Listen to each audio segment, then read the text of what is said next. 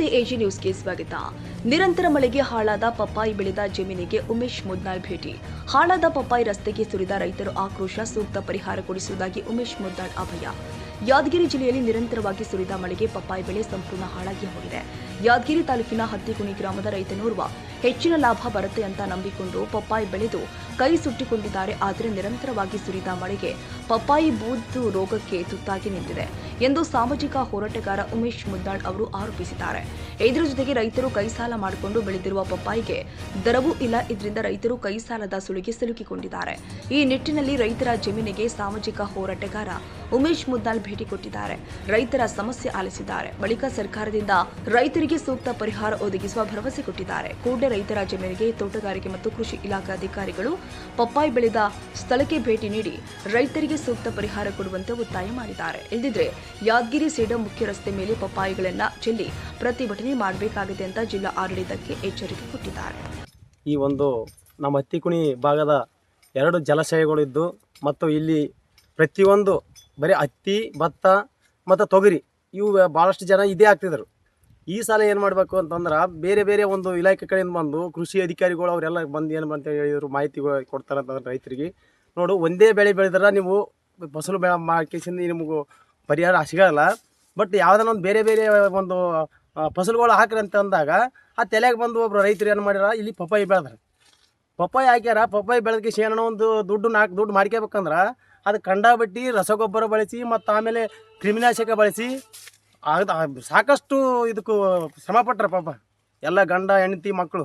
ಆದ್ರೆ ಈಗ ಆಟೋಮೆಟಿಕ್ ಒಂದಿಷ್ಟು ಕಾಯಿ ಆಗಟ್ಟಿಗೆ ಎಲ್ಲ ರೋಗ ಬಂದು ಪೂರ ನಾಶ ಆಗಿ ಉಂಟು.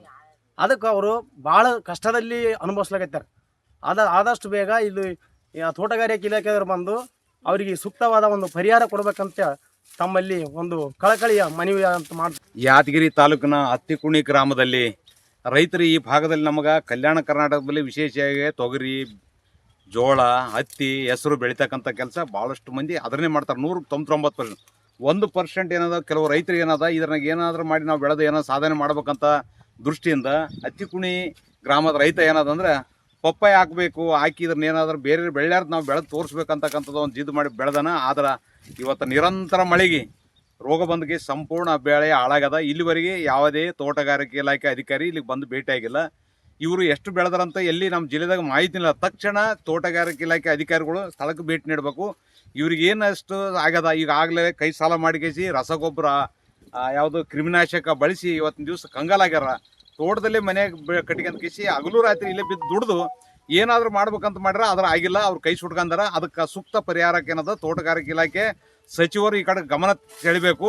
ಇದನ್ನು ತಕ್ಷಣ ಪರಿಹಾರ ಕೊಡ್ತಕ್ಕಂಥ ಕೆಲಸಕ್ಕೆ ತೋಟಗಾರಿಕೆ ಇಲಾಖೆ ಅಧಿಕಾರಿಗಳು ಸಂಪೂರ್ಣ ಮಾಹಿತಿ ಪಡೆದು ಅವರಿಗೆ ಪರಿಹಾರ ಅವರ ಮನೆ ಬಾಗಿಲು ಮುಟ್ತಕ್ಕಂಥ ಕೆಲಸ ಮಾಡಬೇಕು. ಇವತ್ತು ತೋಟಕ್ಕೆ ಭೇಟಿ ನೀಡಿದ್ವಿ. ಇಲ್ಲಾಂದರೆ ತೋಟಗಾರಿಕೆ ಕಚೇರಿ ಮುಂದೆ ಈ ಪಪ್ಪಾಯಿಗಳನ್ನು ಕೊಳತಿರ್ತಕ್ಕಂಥ ಪಪ್ಪಾಯಿಗಳನ್ನು ತಂದಿಟ್ಟು ಪ್ರತಿಭಟನೆ ಮಾಡಬೇಕಂತಕ್ಕಂಥದ್ದು ಜಿಲ್ಲಾಡಳಿತಕ್ಕೆ ಎಚ್ಚರಿಕೆ ನೀಡುತ್ತಿದ್ದೇನೆ.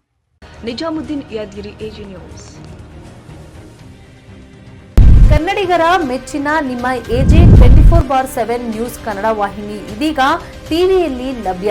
ಒಂದು ವೇಳೆ ನೋಟಿಸ್ ಕೊಟ್ಟಿದ್ರೆ ವಾಪಸ್ ತಗೋತೀವಿ. ಇವತ್ತು ವಕ್ಫ್ ಪ್ರಾಪರ್ಟಿ ಅಂತೇಳಿ ಬರ್ತದೆ ಅಂತ ಹೇಳಿದ್ರೆ ರೈತರು ಬೀದಿಗೆ ಬಂದ್ರೆ ಏನ್ ಮಾಡ್ಬೇಕಾಗತ್ತೆ? ಯಾರು ವೋಟ್ ಹಾಕಲಿಲ್ಲ ಅಂದ್ರೆ ಗ್ಯಾರಂಟಿನೆಲ್ಲ ಸ್ಟಾಪ್ ಮಾಡ್ಬಿಡ್ತೀವಿ.